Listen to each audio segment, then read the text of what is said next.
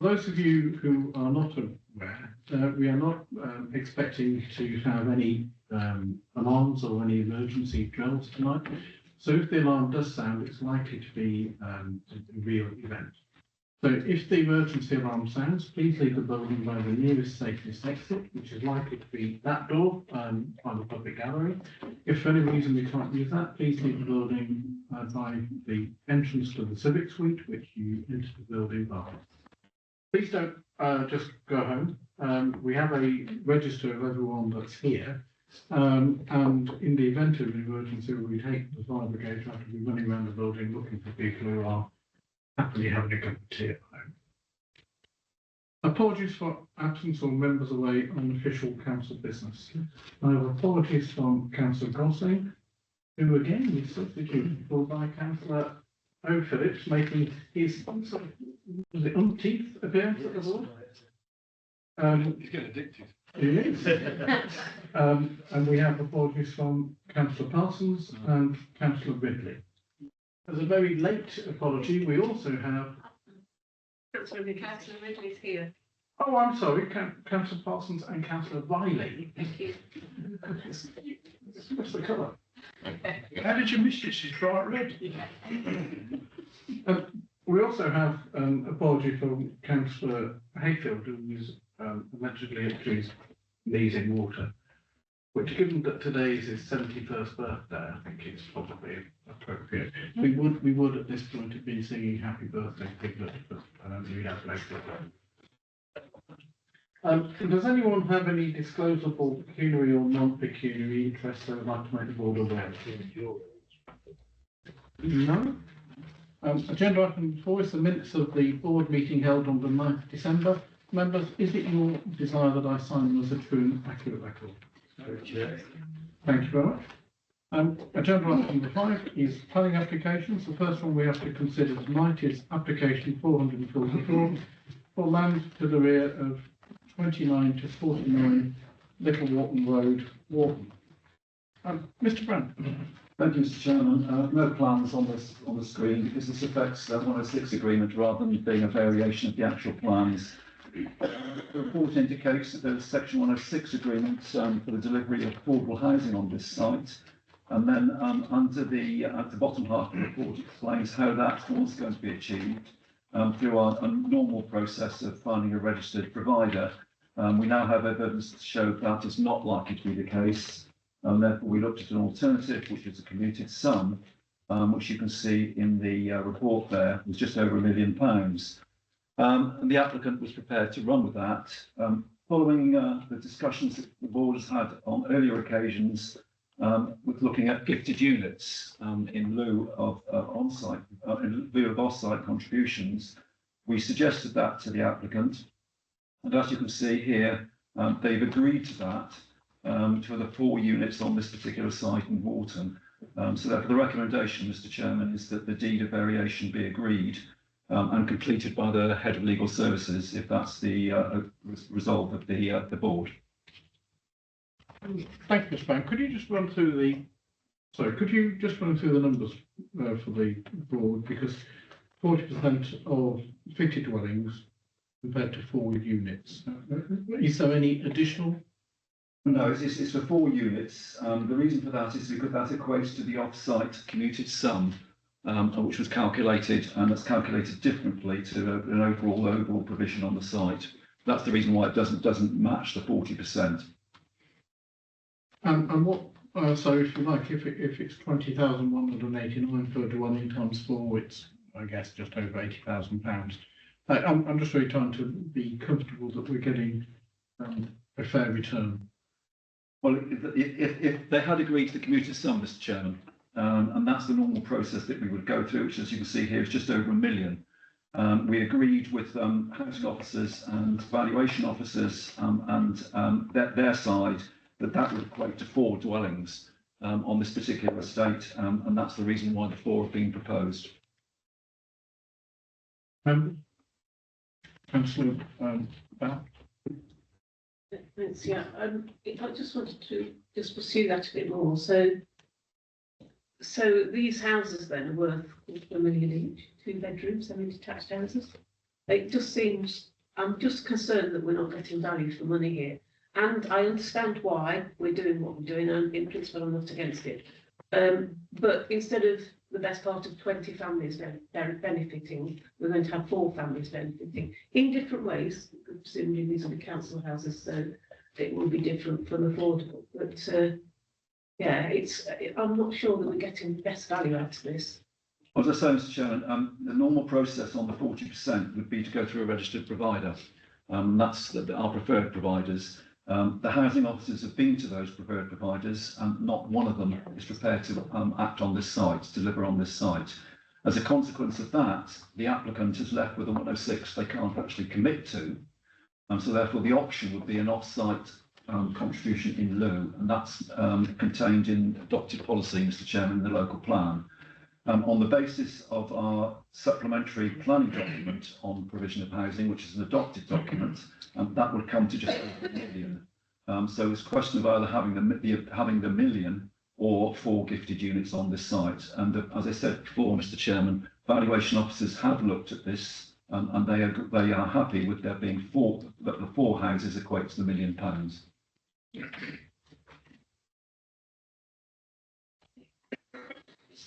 Sorry, can I just follow that up, Jim? So we're going to get the money to build the houses, or the houses are going to be built on the site. The house is going to be built on the site and then gifted to us. Yes. And is that gifted to the local authority or to our new housing? They'll come to the local authority, and then we determine whether or not they go to the private housing company or not. But it's still an option to do that.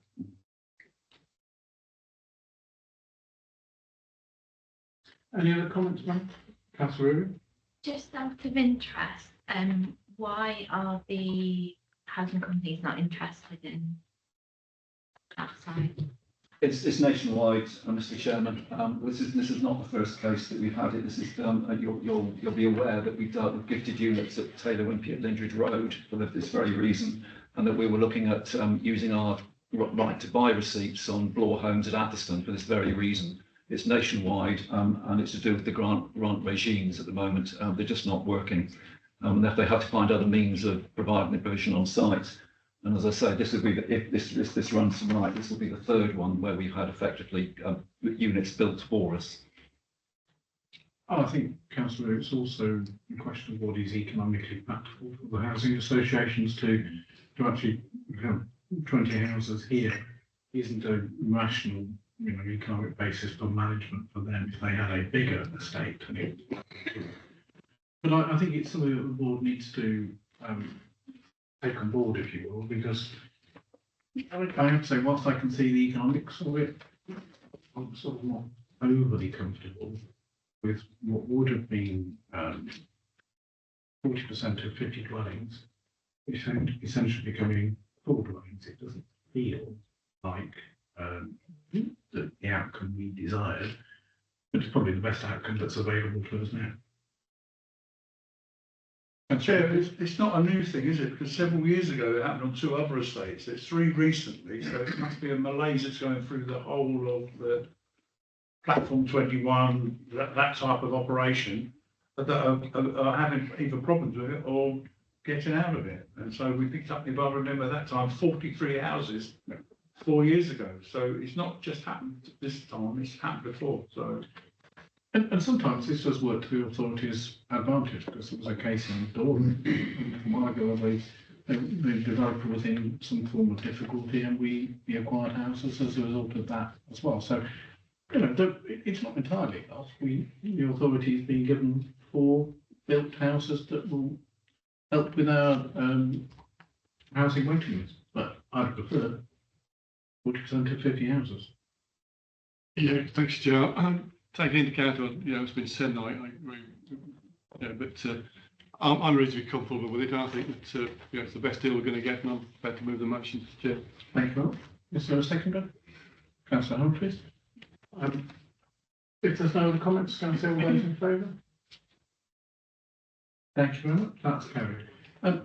Mr. Brown, I think it may be helpful for members if at a future meeting or half an hour before the meeting, we could ask the Director of Housing to come and talk to members about this issue so that we all feel a bit more aware of what the issues are, what our room for opportunity is. Thank you. We now move to application 423, land to the south of Watling Street to Caldercote. Members, you are really in for a treat this evening because for the first time ever there were two Mark Simpsons in the building. I don't know what you have done to deserve that, but there you go. Mr. Simpson, if you would like to take the Speaker's chair while Mr. Brown introduces the report. I have no hesitation in saying you are very welcome. Thank you very much. Mr. Brown. Right, thank you, Mr. Chairman. I'm not going to run through the slides in respect of the actual MIRA proposal itself, as members have seen those and they're contained in the report from the previous time. As you appreciate from the written report that you have in front of you, that's published a few days ago, this relates to proposed amendments on the A5, in other words, the junctions at Woodford Lane and Drayton Lane. And the report outlines what the current situation is there in terms of proposal by MIRA and the reaction from the three highway authorities on those proposals. And this is the sole plans I intend to show. And you can see the traffic lights here at Woodford Lane and the restrictions at Drayton Lane on right in and right out. And you can see from the report, Mr. Chairman, that where the recommendation is going on that. We have received objections and they're outlined in full in the report. Since the report was published, we've had further objections from the same representation. And a supplementary report was prepared last week, and this is in fact in front of you this evening. And you should have had that emailed to you some time ago, and it is now circulated for members in front of them. The objector has seen that, and the applicant has been aware of copies of that as well, Mr. Chairman. The report, the information that came in late, is fresh information. It's information which the board has not got in front of it or had not got in front of it in my original report. From a planning point of view, I feel that has to be considered by the board, and therefore, because of the content of it, it needs to be thought about. So therefore, I'm asking for a deferral. That has been supported from a legal point of view, in the sense that if there is fresh information that has been submitted, which the board is not aware of, it does leave the council open to legal challenge. And for that's the reason why there's the deferral there, Mr. Chairman, tonight. I'm not going to speak much more about that, Mr. Chairman. You have speakers from MIRA and also representing the objectors, and it's probably easier, and given what the recommendation is tonight, that you hear what they have to say, Mr. Chairman. Thank you, Mr. Brown. Members, before we proceed, as normal, can everyone confirm that you have the supplementary report and you have the opportunity to read it? If anybody hasn't, please let me know. We'll adjourn for 5 minutes or so until you can. You've all seen it? Thank you very much. Mr. Simpson, my colleague will now explain the rules on public engagement to you, so I'll hand over to her. Good afternoon. You've got 3 minutes from the moment you speak. I'll remind you when you have 1 minute outstanding. So as soon as you start speaking, I'll start. Good evening. I'm the Director of Extra Room Self Storage.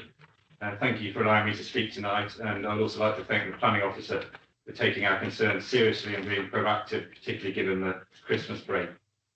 Extra Room Self Storage is a family business established 20 years ago with the support of a DEFRA grant. The goal was to secure the long-term future of our family farm and provide us with a diversified income. After 20 years of hard work and £10 million of investment, we've grown into a successful business for 2,000 local household and business customers. Our success has been built on one critical factor, our location next to the A5, which provides a direct, unrestricted, simple route for customers to get to and from us every time they visit their storage unit. We do understand the potential benefits the MIRA expansion will bring to the area. However, the current proposal for the Drayton Lane junction will have a severe impact on our business and thousands of customers who rely on us. The applicant proposals for the A5 will significantly increase travel times and distances for at least 3/4 of our market. The rest can either take a 3.5 kilometre detour on the A5 or use a convoluted route through Fenny Drayton Village.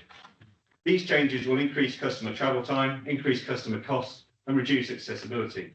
This creates a significant deterrent, particularly in our industry where distance and accessibility are the key drivers of customer decisions on whether to store with us.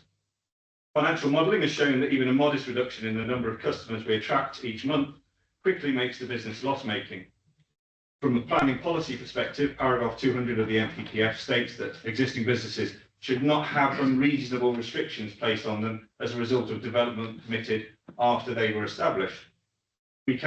What could be more unreasonable than turning an established popular business into a loss-making one, ultimately forcing its closure? The proposed highway changes are not only an unreasonable restriction on our business, but also more than 300 business customers, most of whom are local, small and start-up businesses that access their storage units frequently. Increased travel distances will lead to higher time and fuel costs for them, and if they are forced to close, they will lose access to the space they rely on to operate. We recognise that Drayton Lane Mitigation Scheme has the support of the 3 relevant highways authorities, but those authorities can only consider the scheme put in front of them. To help find a better solution, we've even offered land free of charge to facilitate a long-term solution for the A5 that works for everyone. We hope that this further demonstrates how very serious this issue is for our business. Paragraph 200 of the NPPF alone would warrant refusal of this planning application as it stands.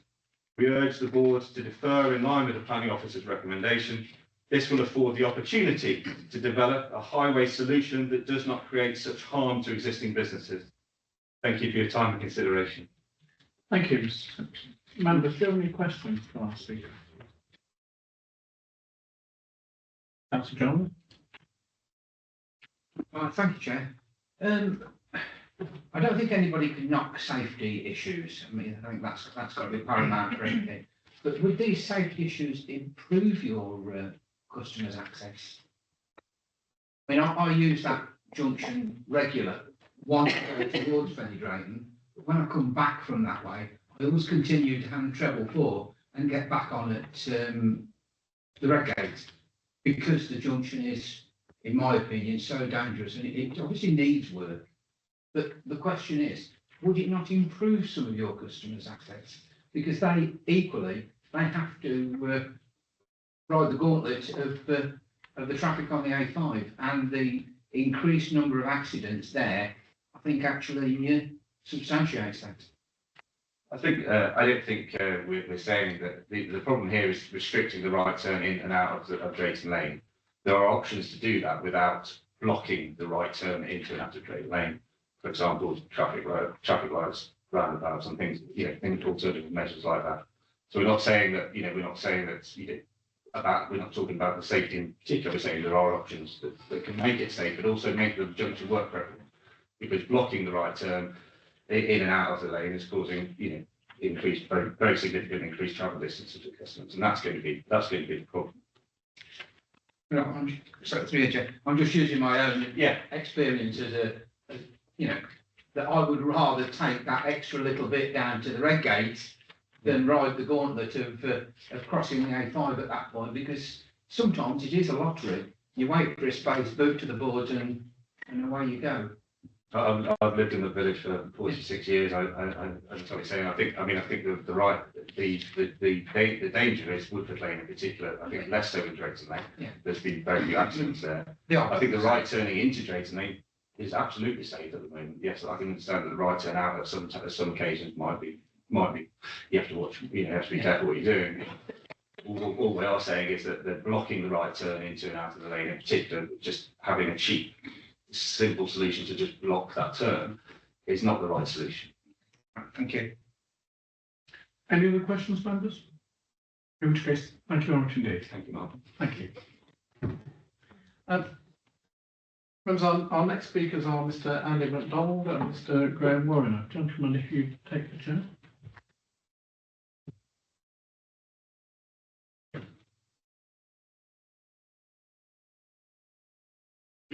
Welcome back to the council. Just in case you've forgotten from the last time you were here, my colleague will now explain the rules on public speaking. Good evening. You've got 3 minutes between you from when you start. I'll remind you at the 2 minute marker that you've got 1 minute outstanding. I'll start the clock when you start speaking. Good evening. Over the last 11 months since the Planning Committee approval in February, we have held further detailed technical discussions and consultation with the three highways authorities focused on agreeing the best solution for Woodford and Redgate junctions. Having considered and modelled multiple potential junction improvements, an optimal solution has been agreed, which is fully supported by all three highways authorities and also importantly Warwickshire Police in relation to traffic safety. We have held a number of meetings with the Simpsons and the Transport Advisor where there were open discussions on the proposed Redgate junction works. These discussions also covered the proposed Drayton Lane junction works, which at the time of going to committee in February saw the Drayton Lane junction remain in its existing format. However, surprisingly, the Simpsons remained objectors to the application. We dispute that the Drayton Lane junction design would now place unreasonable restrictions on their business. In fact, the comprehensive redesign of Redgate junction alleviates the existing congestion and radically improves the flow of traffic in this area. Whilst an unrestricted access on Drayton Lane may provide benefit to the Simpsons, this would be outweighed by the disbenefits of the opportunity for increased rat running through the village of Fenny Drayton, as noted by the highways authorities. It should also be noted that the Simpsons have promoted their land holdings for 1,976 homes in the Hinckley 2022 Shallal report.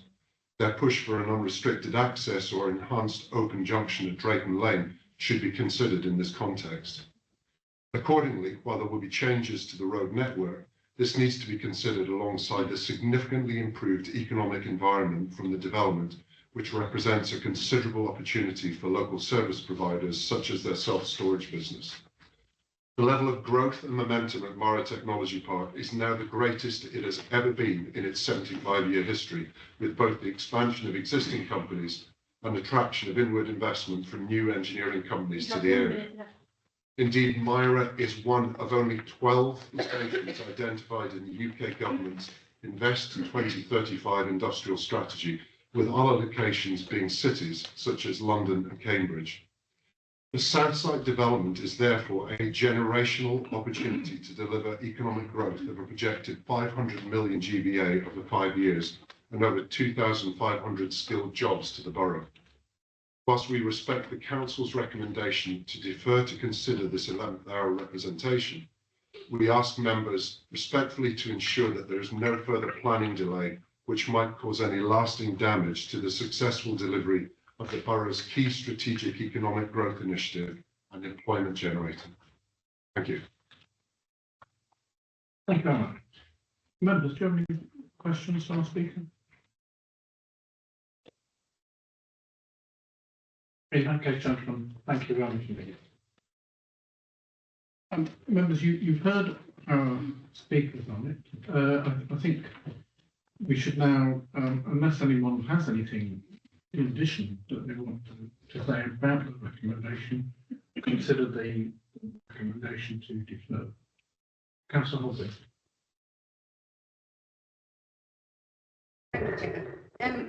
While I'm happy to make the recommendation to defer, I mean, I've only been on this board since I was elected last year, but I am the councillor for Hartshill, and therefore Woodford Lane is something that's really, really concerning for my residents, and it's the most dangerous junction in North Warwickshire, which we all know about. Whilst I am happy that with all the work that's gone into this report as well, I do feel like we shouldn't be delaying the things with Marga too much, because we don't want to lose the momentum on it. It's really exciting. I know when it was brought before the planning board last time, it was one of the most excited that I feel we as a board got about something that was coming to North Warwickshire. And I don't think any of us would want anything to affect that. I mean, we're lucky that it's in this country, never mind on our doorsteps. And while it's bringing improvements to the Woodford Lane junction in such a way that all the highways agencies and the police are agreeing that it's the way we're going to get a safe junction, I just wonder if there is anything that we could do for Drayton Lane to bring it all in together and just make it, you know, run really smooth. So I just don't want any more delay on it, because I think it's a really, really good thing for North Warwickshire. Thanks, Chair. Councillor Derby? I think there were two other speakers first. Sorry. Go on, carry on. But you two first. No, you first. Okay. Well, Okay, then Councillor Bell.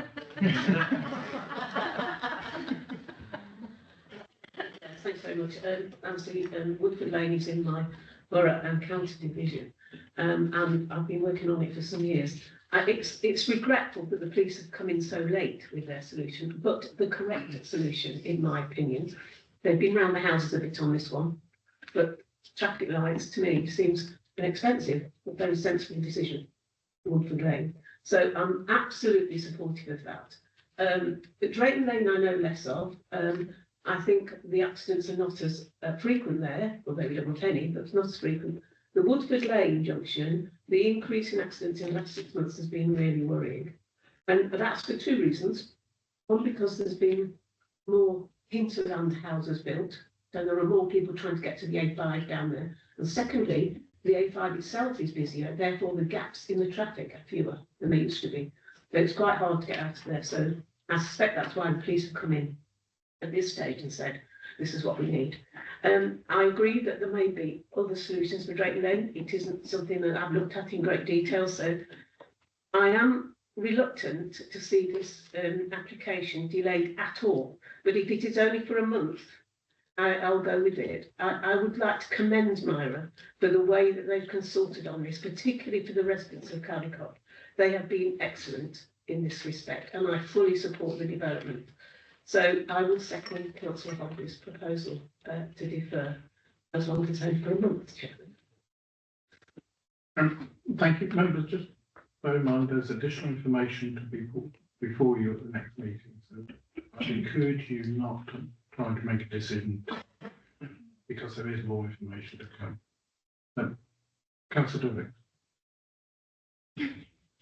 Councillor Bell has more or less said the exact same as I was going to say. I've been involved with trying to get the solution for Lane Junction for nearly 18 years now. We've had a lot of different proposals put forward over the years. It's taken this long to actually get agreement over something for that area.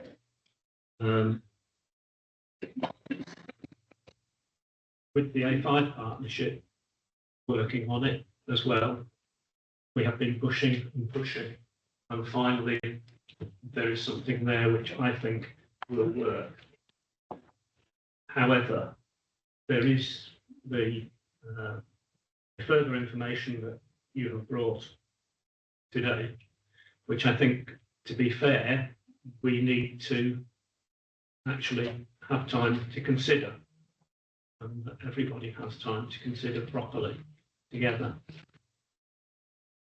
I would be really upset if we can't come to a decision on this after a deferment of a month.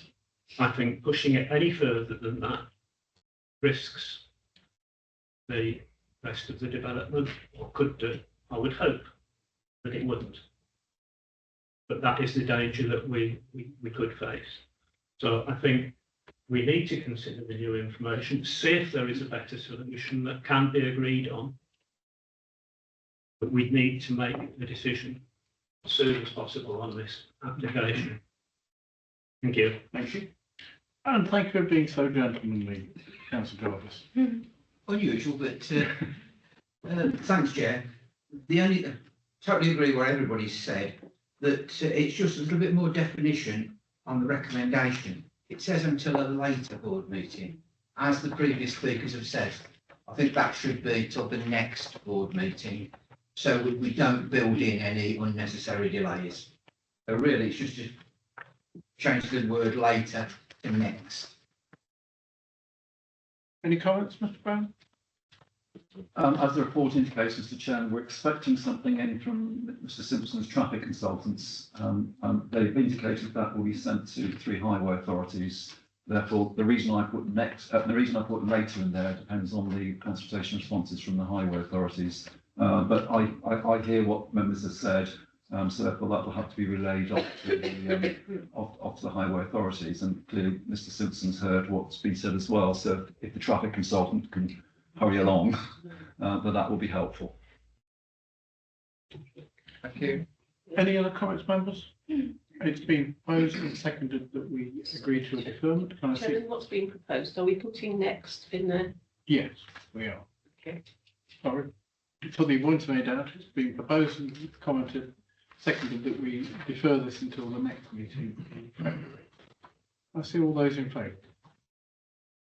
And that's unanimous. Thank you very much. So that is deferred. I should say, if anyone wishes to leave the meeting rather than stay for the whole of it, you are more than at liberty to take a drive. Members, we now move to application of the 259 for Church Farm, District Badley Enter. We have speakers on this item, Naomi Robinson and Mr. Blackman. Mr. Brown, would you like to introduce your report? Right, thank you, Mr. Chairman. I don't intend to go through the report in full, but let me just show a couple of plans so that members can be familiar with the actual proposal. These are replicated in the papers that you have in front of you. First there shows the site outlined in red off New Street in Badley. The church referred to in the report at St Nicholas, you can see here. Church House, which is the other listed building, is the building here on the left-hand side. This small extension here on the site plan is where the drainage treatment works would go. And you can see the ponds on the site, which are referred to in the report. And the existing buildings, which are on the site, are here. The threshing barn is this one here, which has its gable onto New Street. And the farmhouse, which is reported in the papers, is this building here. The other buildings are the ones that would also be demolished. The hatched area on here in black is the extension, which is I refer to in the report. That is the extended area. The actual allocation is this line here on the southern line of that, which you can see there. And then the next plan is an illustrative layout of how the proposal has been presented to you. Access here off New Street, the threshing barn retained, as you can see here. The three-storey new farmhouse, replicating the farmhouse, would be here. And you can see that the ponds and the general contours of the land enable the development on both sides of the small valley with the treatment works, as you can see here. The footpaths down here would remain, and the footpath that's here would also remain. Members have visited the site. We did that a little while ago. And you can see from the report, Mr. Chairman, that the recommendation is one of approval. However, it's a very balanced decision. You'll see from the report there's a difference of opinion about the value of the existing farmhouse, both historically and architecturally, and its context within policy H7. The planning judgment has to be made on this as to whether you feel that overall, in the generality of what's being proposed, this is supportable. From my point of view, even though there is a difference of opinion between our heritage officer and the applicant's heritage officers about the condition of the farmhouse, that farmhouse is not in a conservation area, it's not a listed building, it can certainly be classified as a local listed building, in other words, a non-designated heritage asset. The harm, therefore, is at the bottom end of the harm scale because of that. If this was a listed building or a conservation area, the weight I give to that would be substantial, but because it's not, I'm putting a less than substantial weight on that. And then that has to be balanced, as members are aware, from the NPPF against the public benefits of the overall development. And that is where the balance lies, in my view, that the public benefits do clearly outweigh the less than substantial harm caused, heritage harm caused to the loss of the farmhouse. And that's all explained in the report to you, Mr. Chairman. I know the applicant wants to speak to you and can ask him questions, but I'll leave it there, Mr. Chairman. Thank you, Mr. Brown. Ms. Lawson, Mr. Blackman, welcome back to the council. Surprisingly, my colleague will now explain the rules on public engagement. Good evening.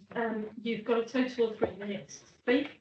At the 2-minute marker, I'll remind you you've got 1 minute outstanding. I'll start the timer as soon as you speak. Good evening, Chair members. I'm the agent for this planning application, speaking on behalf of the applicant. The Office report provides a comprehensive summary of the application. As mentioned, an updated national planning policy framework was published on the 18th of December with a clear focus on accelerating house building. Members are reminded that the NPPF requires approval of proposals that accord with up-to-date development plan without delay. As members are aware, local plan policy LP37 allocates a site for 47 dwellings. Further detail is set out in policy H7. Whilst the application is submitted in outline, extensive detailed technical work has been carried out to understand the constraints within the site in order to deliver a heritage-led scheme. This has resulted in the preparation of an indicative layout and design code, also informed by pre-application discussion. In lieu of the affordable housing requirement, it has been agreed that 6 single-storey almshouses will be provided to meet the housing needs for the elderly or infirm. These almshouses will be retained and managed in perpetuity by the applicant, who has a long-term vested interest in the site. The estate is very aware of the importance of good design and has a history of developer selection to ensure quality is assured. The submitted design code seeks to guarantee and guide the future delivery of a high-quality scheme, respecting the site's immediate setting and wider surroundings. There are no statutory objections to matters such as environmental health, highways and flooding, and have been very few local objections. Any outstanding matters will be considered and determined through reserved matters or controlled by a Section 106 agreement or planning conditions. There is an outstanding objection from the Council's Heritage Officer, particularly regarding the demolition of the farmhouse. This follows extensive correspondence reporting from both heritage specialists and the building fair and meetings on site. Whilst the Merivale estate is deeply committed to conserving heritage assets, it is not possible in this case. We would like to remind members that the farmstead is not listed, does not have an entry in the Warwickshire Historic Environment Record, and is not highlighted within a conservation area appraisal. The farmhouse does not have any properties that are significantly unique. Neither does it display any characteristic better than many other farmhouses of the estate. Due to its poor state of repair, it is a poor example of the type. Policy H7 does in fact allow for the demolition of the farmhouse, as the applicant has provided comprehensive evidence to support this case. The overall harm to this non-designated heritage asset is considered to be less than substantial. There have been no local objections to the proposed demolition. In summary, the proposed development is policy compliant. Benefits include the delivery of an allocated housing site, its contribution to housing supply, the use of a derelict brownfield site, and removal of dangerous and vandalised buildings, along with biodiversity benefits and the provision of the almshouses. There will also be a very considerable financial contribution directed to the local community by the parish council. These benefits far more than outweigh any less than substantial costs. The applicant supports the full list of recommended condition and Section 106 obligations. Accordingly, we respectfully request that members approve this proposal in line with your case officer's recommendation. Thank you. Thank you very much. Members, do you have any questions to ask you? I just have one, because as you know, we are particularly concerned about heritage and the need to protect and conserve it. And I was grateful to hear what you said about your client's commitment to maintaining heritage. I think ordinarily, when a heritage asset is being amended or demolished, we have a condition relating to a photographic record insofar as it's possible to do so. Mr. Brown, I couldn't see that in the list of conditions, but if we were to ask you to have a photographic record of the site, admittedly in its sad condition, would that be acceptable? Yes, it would. Thank you. Thank you. Members, any other comments anyone wishes to raise? Councillor Ridley. Thank you, Chair.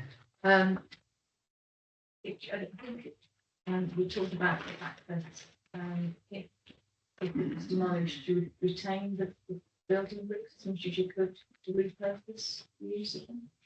That's the is that correct? Yes, level school. It's those three. Thank you. In that case, thank you both very much indeed. Members, we'd like to start the discussion. Councillor Ridley, then Councillor Phillips. Thank you, Chair. I'm quite passionate about the fact that North Warwickshire has got a very rich rural history, and our farm buildings, even though they're not listed assets, forms part of that history. North Warwickshire had a historic farmstead survival change report done all about it, and that is very much in part of why we have LP 15 in our local plan, about trying to retain our rural heritage buildings, to inform our future generations about what we were, what we are.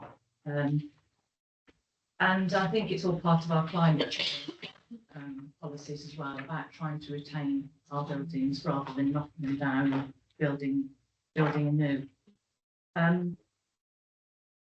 I am concerned. I mean, Marylebone Estates have to be congratulated on the type of design that they want to try and create. I particularly like the fact that they want to provide almshouses, and we know how dire the situation is for our housing needs for those type of residences.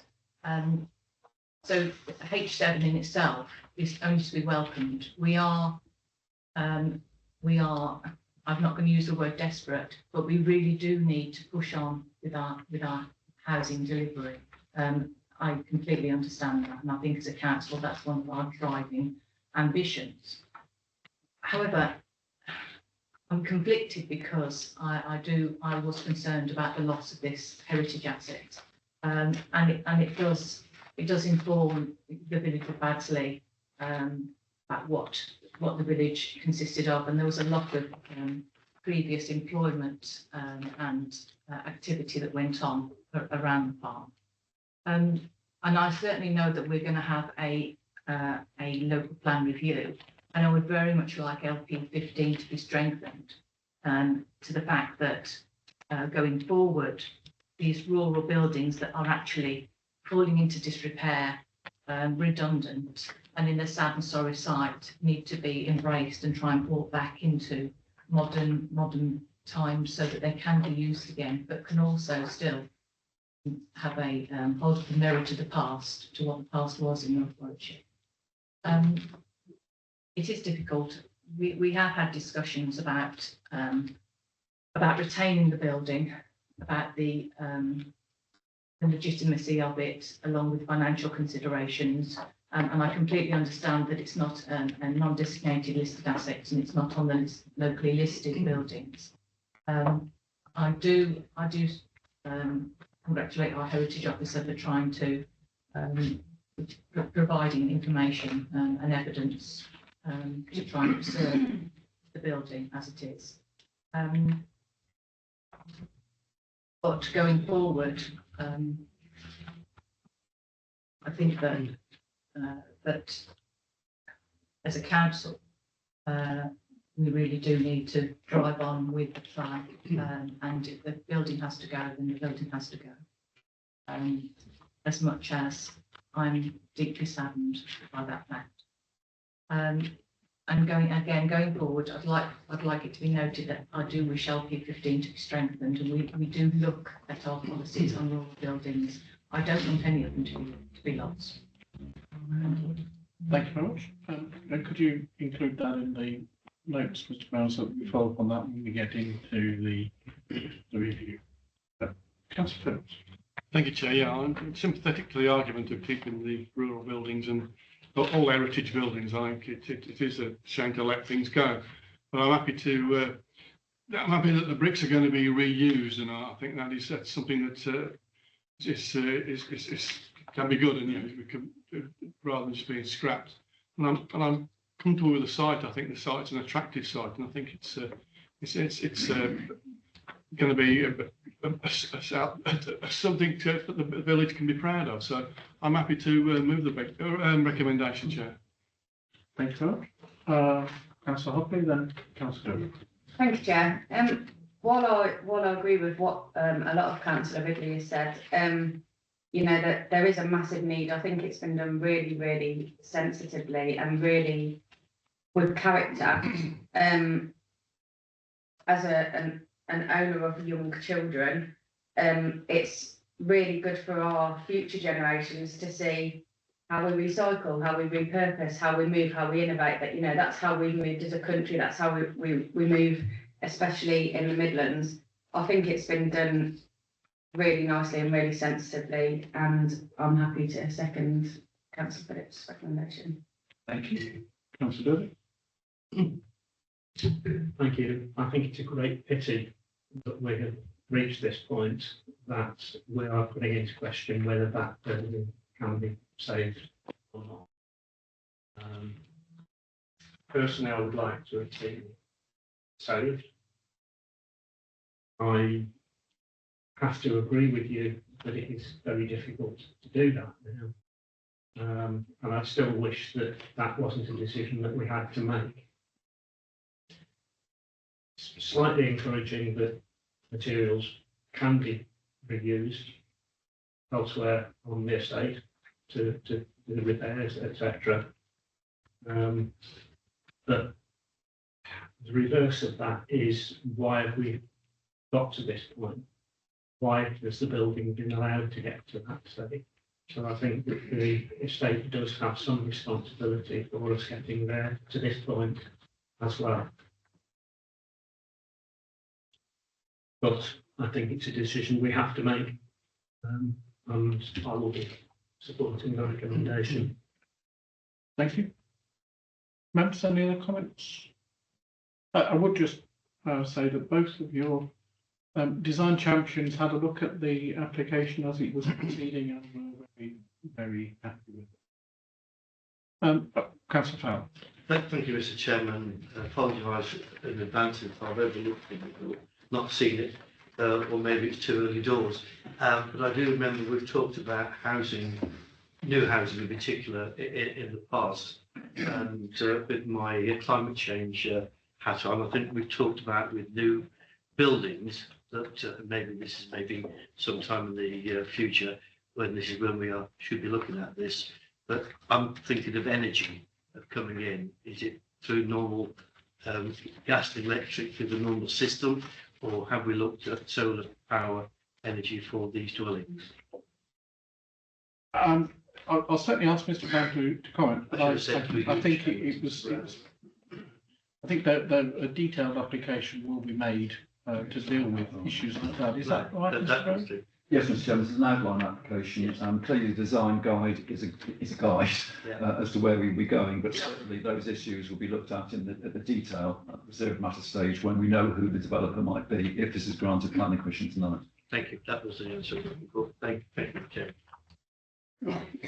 So, members, it's been proposed and seconded that the application is accepted and that we move on beyond this. The only thing I'd start to check with the proposed and seconded is that you're happy to include the condition relating to a photographic record. Yes, that'd be good, yeah. Thank you very much. So can I see all those in favour? Thank you very much, and that's unanimous. Thank you.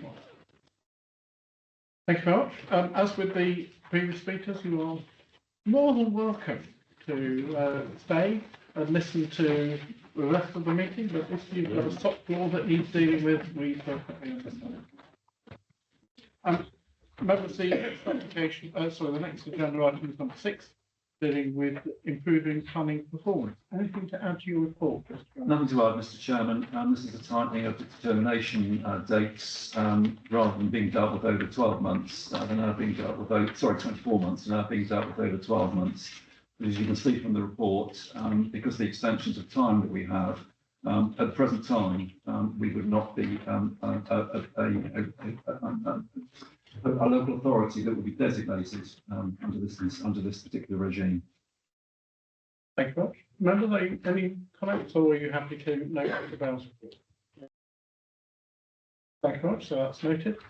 Members, we have one additional item to deal with before we move to the exclusion of the public and press, And that's a particular concern, I think, for parts of the borough dealing with an application, a report that's going to Solihull Metropolitan Borough Council's meeting on Wednesday regarding an extension of permitted flying in overnight hours. Mr. Brown, would you like to verbally update the board? Yes, apologies to the board. This is a verbal report, mainly because we became aware on Friday afternoon, I think it was, that press reports are coming out from the Birmingham area that Solihull Metropolitan Borough Council was looking at a proposal on Wednesday of this week at their planning committee to extend nighttime flights from Birmingham Airport. We have looked at that report. That is the case. There are objections from the parish councils in Solihull. There is no objection from the Solihull's environmental health officers. The reason for it is going to the planning board or the planning committee in Solihull is not because it's a planning application. It is not a planning application and it is not a public consultation. It's a change to the 106 agreement relating to nighttime flying at the airport. Section 106 agreement has effectively a framework which governs nighttime flying, apart from other things, at the airport. And the airport wishes to change that 106. As far as I can make out from the written report, the Birmingham has got noise within that 106. Birmingham has got one of the most stringent noise environments for all the airports in the country. It's DBA level, if you like, MAP threshold. It's much tighter than it is at Gatwick or Manchester or even Heathrow. So therefore, the noise limits are not changed. What they are proposing is to change the nighttime flights. They deal with it annually, and that means when you look at it on a daily basis or a nighttime basis, we're looking at 3 to 4 additional flights between the period of 11 o'clock and 6 o'clock, 11 o'clock at night, 6 o'clock in the morning. And that's what they intend to change into the 106. There's been no consultation whatsoever with this council. There's been no consultation with our own parish councils. Walter Orton, Curdworth, and those parish councils that are close to the northern end of Birmingham. As a result of that, there was a discussion on Friday with the chairman, and I wrote to the head of development at Solihull and asked for if they would defer a decision until we were properly consulted and properly review the situation in terms of the actual detail rather than the press report or what's written in the report. I've had a response today, mid-afternoon, which I shared with the chairman, and they say that they will not defer consideration. They say that they do not need to consult, and it will have no effect on parishes in North Warwickshire. Basically, it's what is being said is you wish to make representations on behalf of North Warwickshire, then he would like to receive those before Wednesday. So the indication there from the head of development at Solihull is that they will not move a deferral. They will make a decision on Wednesday, and therefore in consultation with the chairman this afternoon, the recommendation to the board is that this council objects because it just has not got any information at all on the possible impact on residents in North Warwickshire. Is that a fair summary, Mr. Chairman? Because I know you've been involved with what you've seen. A fair summary. You were way more light than I would have been, Mr. Brown. But before we have this to discussion, I'd like to ask our legal colleague for some guidance, because I am surprised that a variation to a 106 agreement in this context, given that it's part, as far as I understand, it's part and parcel of the planning consent, does not require consultation. I would have thought it did. But it's difficult for us to comment because we haven't actually seen the thing yet. So could you give us any guidance in that respect at all? Planning application obviously has conditions which are time limited, whereas a section 106 agreements, they last in perpetuity. So include obligation. on a site owner to manage the conditions, whereas in a planning application, the conditions are limited. Is that what you wanted? Thank you. So, members, I'm concerned here that, I mean, it is not possible for us to say that this will have an adverse impact on our residents and on the parishes that underlie the flight routes, because we haven't seen the information, we haven't seen the evidence. I would have thought this was something that a reasonable neighbouring authority would have consulted us upon, and given the request to defer to enable us to consider that, we may, having seen the evidence, not have objected because we could have understood it. But I don't think we do. And I think there is, given an increase of flights between the hours of 11 and 6, there could well be a negative impact on residents of North Warwickshire. So I think it is deeply regrettable. Councillor Fowler. Thank you, Mr. Chairman. I certainly welcome the comments from our head of planning project, Mr. Brown, and I certainly agree with the comments that you have just made about the lack of consultation. And I think if it had been in reverse, I think Solihull would have been just as annoyed as what we are if we hadn't been consulted as a resident and borough councillor of Colton North, where I in particular, along with many other residents, are within the flight path from Birmingham, along with Curdworth, Waterford, etc. Yes, I'm quite appalled that they haven't had the decency to consult with us. So therefore, I would very much welcome the proposal that we send an objection into Solihull Council. Thank you. Councillor Bell. Thanks. Yeah, I mean, this is just a comment really. I know airports have to be located somewhere, but it makes no sense to me that they're owned by a borough because of the very nature of the way aeroplanes work, going in circles round all the land. It must be a regional asset, but put it on the positive side. And therefore, if you're looking at changes to that asset, the whole region should be involved. I am also appalled that we haven't been officially consulted on this, not just us, but other people, other boroughs and around that will be affected possibly by this. As you say, we don't know because we haven't got the detail. So it's just a comment to say, absolutely, I agree that as we haven't got the detail, then we object because we haven't got the detail. But in general, I don't understand why airports work like that. I should just say, members, in fairness to Birmingham Airport and to the Metropolitan Borough Council, the Airport Consultative Committee was engaged with this and did have an opportunity to consider it. I'm sure aware we have one representative on that group, and the County Council has a representative. But those are representatives, so there's no formal consideration of a planning application or Section 106 we would have delegated to that representative to consider on the council's behalf. So whilst I accept it went to the consultative group, I don't think that stands up really as far as this is concerned. It is far too important for that. Councillor Hampshire. I'm just looking at the internet there, saying Mr. Brown just said 2 or 3 flights. They're often an increase from 4,000 night flights to 7,227. Strange number to pick out of the air, if you like. That's 8.8 flights increase at night, not just 2 or 3. So if we believe it's going to be 2 or 3, they're asking, I would say 8.8. It's going to be bigger than we all think. That's just a point I'd like to bring to everybody's notice. Thank you. Thank you. Any other comments, members? So I think the proposal is that the board agrees that officers should raise an objection, asking for more information to enable us to properly consider the issue, but base that objection on Mr. Brown's verbal report. I can't remember, I'm sorry, have we proposed and seconded it? Councillor? So it's proposed and seconded, can I see those in favour? And those against? Thank you very much, that's good.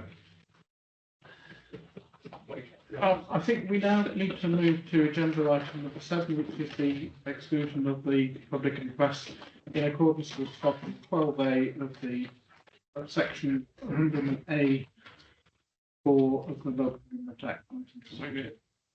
All those in favour? Thanks very much. Thank you very much for joining us. Yes.